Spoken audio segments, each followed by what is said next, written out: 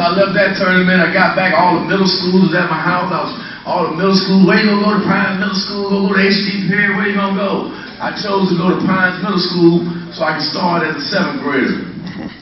Averaged 22 and 9 as a 7th grader. Averaged 30 as an 8th grader.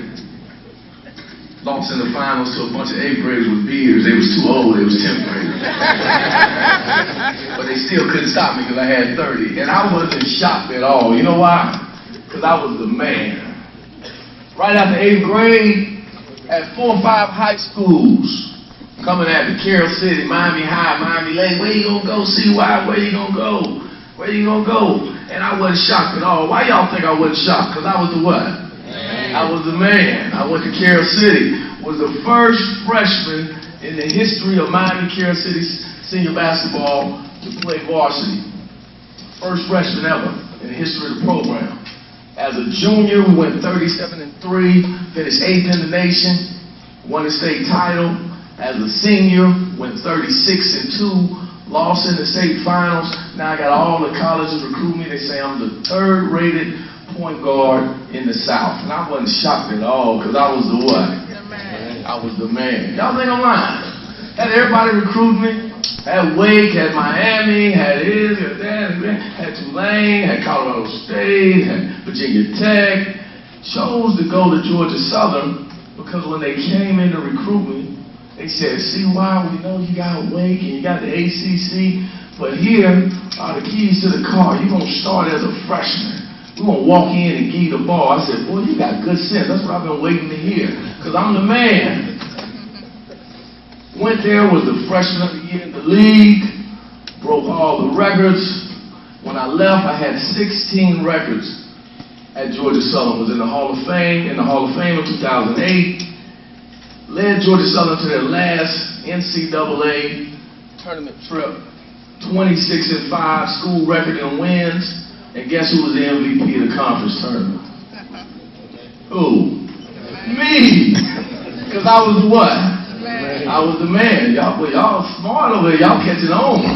Catching on. After college, my senior year, averaged 19-6. Averaged 19-6. Lost in the conference championship game to East Tennessee State. Just knew it was my time to shine and go to the league. Didn't get drafted. Wasn't worried about it. My phone rang after the draft. It was the Clippers. They said, CY, we want you to come to free agent camp. I said, ain't no problem, I'll be there. I knew y'all was gonna call. Cause I was the man. And got to camp. Randy Wood was the 1st round pick from Philly, went to LaSalle, cooked him. Larry Brown coming to my hotel room, we need to do this, we need to get you bigger, we need to get you stronger. Went back to Summer League, ripped the Summer League up, they invited me to Veterans Camp. I wasn't shocked at all, because I knew I was the man. Went into the regular season after the first exhibition game, had 13-5. Larry Brown called me to the office, said, CY, I need to talk to you. We're going to have to release you. I said, but I was the man. I said all that to say, prepare yourself for life after basketball. Take getting an education seriously. Find your passion outside of basketball right now. Everybody understand me? Big C, you understand me? Jordan, you understand me? Every player, every woman in this room, I want you to repeat after me. Prepare, say it. Myself for life after basketball. Find my passion away from the court. Say it. I want everybody in here to promise me that I'm going to do that. Does everybody promise? Does everybody promise? Now, I didn't just get up here and scream I was the man because I wanted to be an arrogant guy. But 19 years in coaching, I've seen the end of the movie in a lot of situations. And it's not always good. It's not always good. So I really take seriously getting young men ready for life after basketball from an academic standpoint and finding your passion. You young men that want to play in the NBA, everybody in here want to go to the NBA, raise your hand. Anyone want to go to the WNBA, raise your hand. And you should. If you're playing the game, you should shoot for the stars. Well, actually, you should shoot for the moon. And if you don't reach the moon, you grab a star on the way down. But understand that 65% of these guys, when they finish playing in the NBA, are dead broke. And they don't have a backup plan. Now, all of us adults in here, we understand that the United States of America is based on insurance. Life insurance, home insurance, car insurance. You get in an accident and you ain't paid your car insurance, your life is in shambles.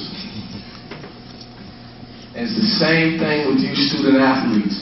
While you're committing yourself to the game and you're playing basketball, take academics seriously.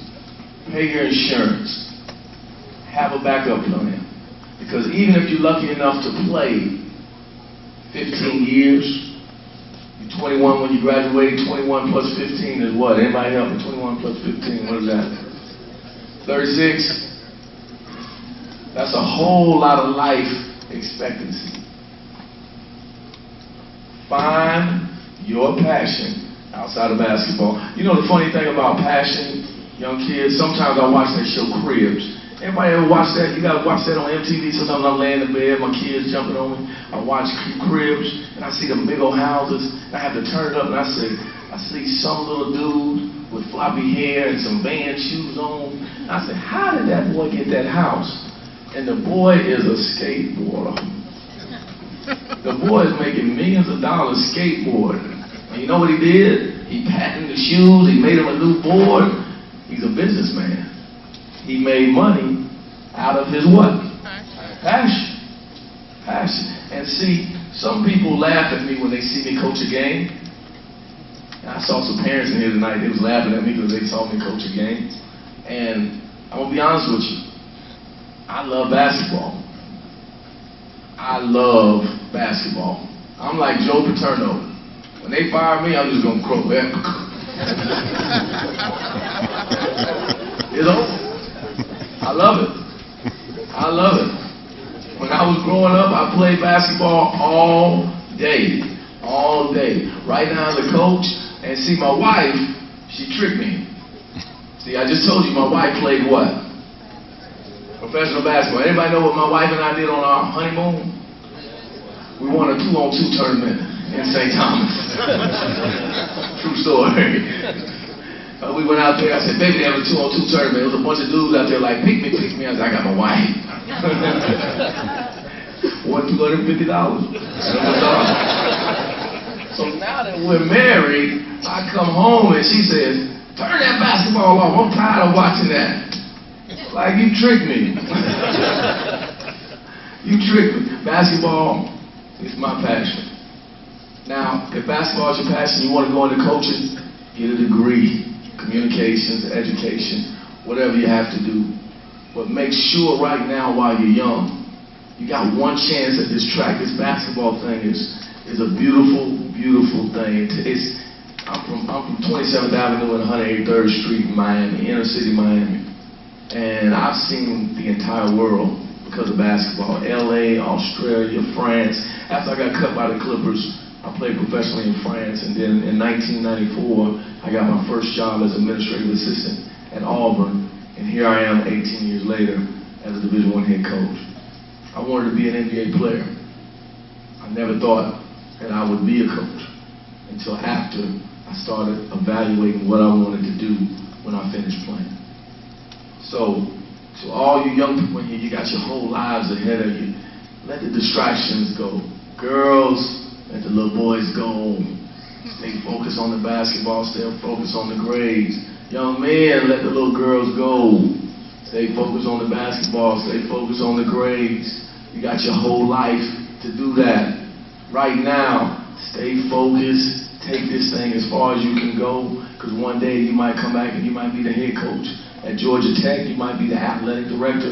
At Georgia Tech, You right there, you look like the next ESPN lady. You might be the anchor for ESPN women's sports. I mean, you just don't know where this basketball can take you.